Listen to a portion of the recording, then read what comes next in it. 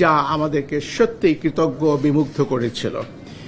আজকে আমাদের বিদায় লগ্নে আপনারা জানেন দেশে একটা বড় ধরনের জনতার ছাত্র জনতার যে অভ্যুত্থান, এটা আমাদের দেশকে আগামীতে প্রবল সংস্কারের দিকে এগিয়ে নিয়ে আরও সুন্দর একটি বাংলাদেশ সৃষ্টির যে প্রতিশ্রুতি দেওয়া হয়েছে, আমরা সকলেই আশাবাদী সেই স্বপ্ন অচিরেই বাস্তবায়িত হবে। আগামী দিনের বাংলাদেশ সকল বিষয়, প্রশাসন, বিচার, নির্বাচন সবকিছু অনেক সুন্দর হবে। আমি আমার বক্তব্য দীর্ঘায়িত করব না, আমি ছোট একটি বক্তব্য লিখে নিয়ে এসেছিলাম। আপনারা যদি ধৈর্য সহকারে শ্রবণ করেন আমি কৃতার্থ হব। দেশের প্রথম সাংবিধানিক সাধারণ নির্বাচন 1973 সালে অনুষ্ঠিত হয়েছিল। সেই নির্বাচন নিয়েও ছিল অনেক বিতর্ক। 1979 ও 1987 সালের সাধারণ নির্বাচন সামরিক শাসনামলে হয়েছে, ফলাফল নিয়ে ছিল বিতর্ক। 1991 নির্বাচন সম্মত রাজনৈতিক রূপরেখার ভিত্তিতে একটি তত্ত্বাবধায়ক সরকারের অধীনে হয়েছিল।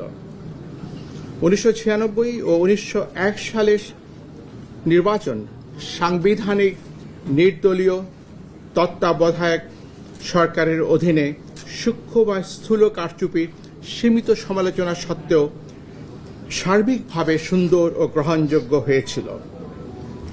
2008 সালে নির্বাচন সেনা সমর্থিত নির্দলীয় তত্ত্বাবধায়ক সরকারের অধীনে অনুষ্ঠিত হয়েছে।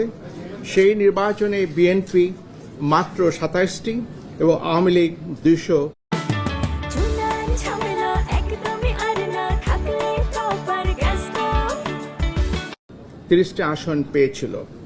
নির্বাচন বিতর্কের ঊর্ধ্বে ছিল না।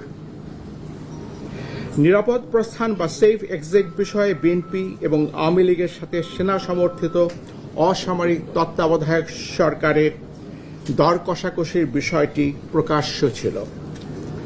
সেই প্রশ্নে বিএনপি এবং আওয়ামী লীগের অবস্থানও গোপন ছিল না। 2014, 2018 এবং 2024 সালে নির্বাচন সংবিধান মতে দলীয় সরকারের অধীনে হয়েছে। 2014 সালে নির্বাচনে বিএনপি সহ অনেক দলই অংশগ্রহণ করেনি, ফলে সেই নির্বাচনও 2024 সালের অনুরূপ অন্তর্ভুক্তিমূলক তথা ইনক্লুসিভ ছিল না। 2018 সালের নির্বাচনে বিএনপি অংশগ্রহণ করেছে, নির্বাচন ইনক্লুসিভ ছিল। বিএনপি আসন পেয়েছিল মাত্র 6টি, পক্ষান্তরে আওয়ামী লীগ পেয়েছিল 258টি। মন্তব্য নিষ্প্রয়োজন।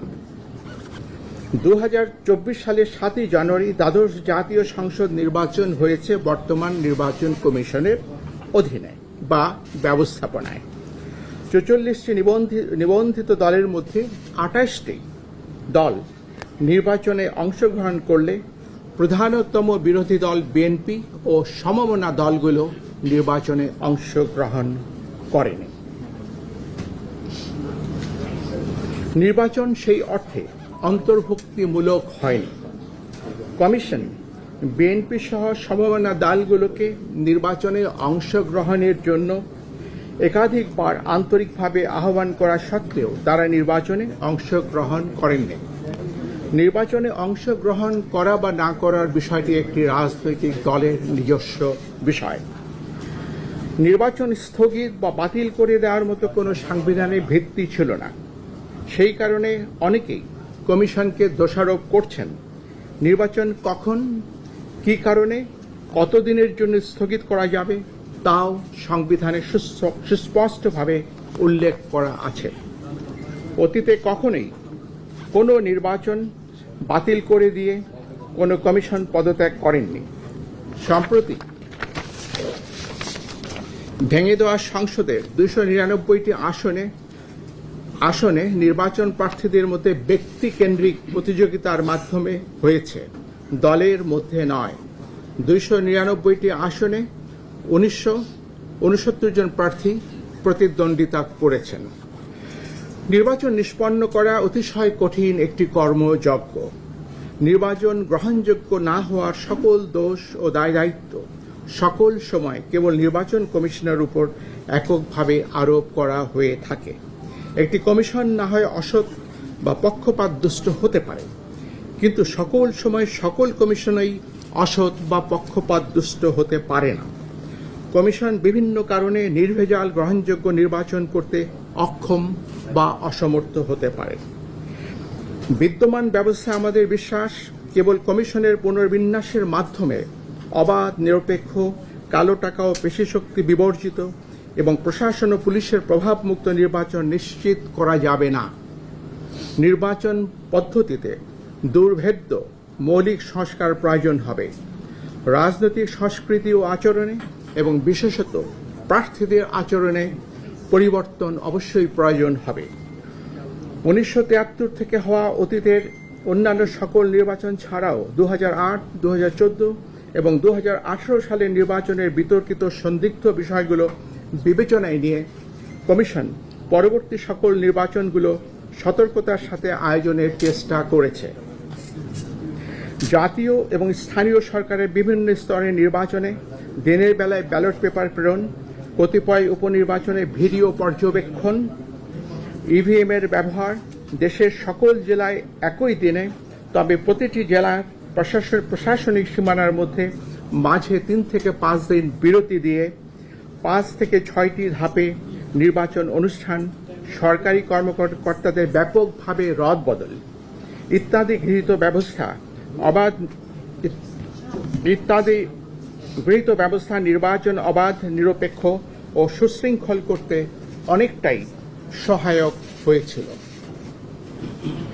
নির্বাচন মূলত একদলীয় হওয়ার কারণে কারচুপি বা সরকারিভাবে প্রভাবিত করার প্রয়োজন ছিল না। আমি স্পষ্ট করে বলছি, নির্বাচন যেহেতু একদলীয় ছিল, কাজে এই নির্বাচনকে সরকারিভাবে প্রভাবিত করার কোনো আবশ্যকতাও কার্যত ছিল না। নির্বাচন দলের ভেতরেই হয়েছে, মধ্যে হয়নি, উইদিন হয়েছে, বিটুইন হয়নি। কমিশন দায়িত্ব গ্রহণের পর থেকে 2 বছর সময়ে ইউনিয়ন পরিষদের 992টি, উপজেলা পরিষদের 496টি, জেলা পরিষদের 71টি, পৌরসভার 90টি এবং সিটি কর্পোরেশনের 16টি নির্বাচন করেছে। নির্বাচনগুলোর সততা, সিদ্ধতা, নিরপেক্ষতা, অবাধ হওয়া নিয়ে অতীতের ন্যায় ব্যাপক বিতর্ক বা সমালোচনা হয়নি। উপনির্বাচন সহ জাতীয় সংসদের মোট 318টি আসনে কমিশন নির্বাচন করেছে। দলীয়ভাবে ইনক্লুসিভ না হওয়ার কারণে নির্বাচন বিতর্কিত হয়েছে, এটি সঠিক এবং যৌক্তিক। কিন্তু বাংলাদেশের 53 বছরের ইতিহাসে কোনো নির্বাচন কমিশন সংবিধান উপেক্ষা করে স্বেচ্ছায় নির্বাচন না করে বা বাতিল করে দিয়ে পদত্যাগ করেছে এবং সেই কারণে নির্বাচন হয়নি এমন কোনো দৃষ্টান্ত বা উদাহরণ নেই। সরকার বারবার বলেছেন ব্যাপক সংস্কারের মাধ্যমে নির্বাচন ব্যবস্থাকে ঢেলে সাজাতে হবে। আমি আরেকবার উচ্চারণ করে বলছি, সরকার বারবার বলছেন ব্যাপক সংস্কারের মাধ্যমে নির্বাচন ব্যবস্থাকে ঢেলে সাজাতে হবে। নির্বাচন বারংবার ব্যর্থ হওয়ার প্রকৃত সত্য কারণ এই কথাটির মধ্যেই নিহিত। কমিশনের সদস্যরা সংবিধান মেনে দায়িত্ব পালন করে থাকেন।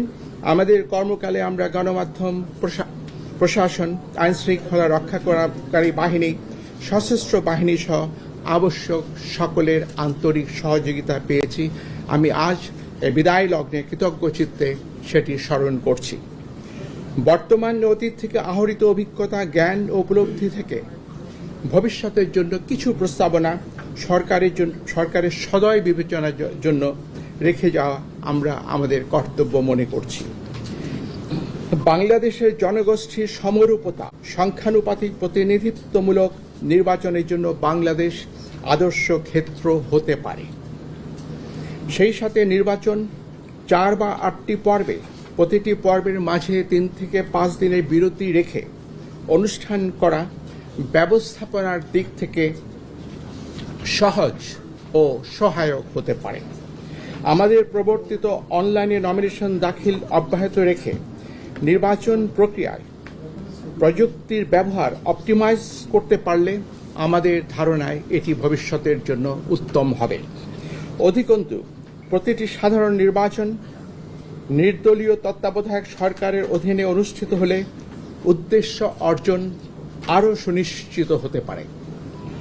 পরিশেষে আপনাদের অবহিত করতে চাই, আমি সহ মাননীয় কমিশনারগণ দেশের পরিবর্তিত বিরাজিত অবস্থায় পদত্যাগ করতে মনস্থির করেছি। আমরা অদ্যই পদত্যাগপত্র মহামান্য রাষ্ট্রপতির সমীপে উপস্থাপনের নিমিত্ত কমিশনের সচিব মহোদয়ের হাতে দেব। দুজন সদস্য এখানে উপস্থিত নাই, তারাও কি পদত্যাগ করছেন?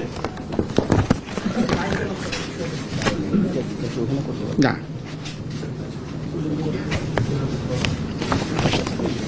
সচিব আসে। Thank you.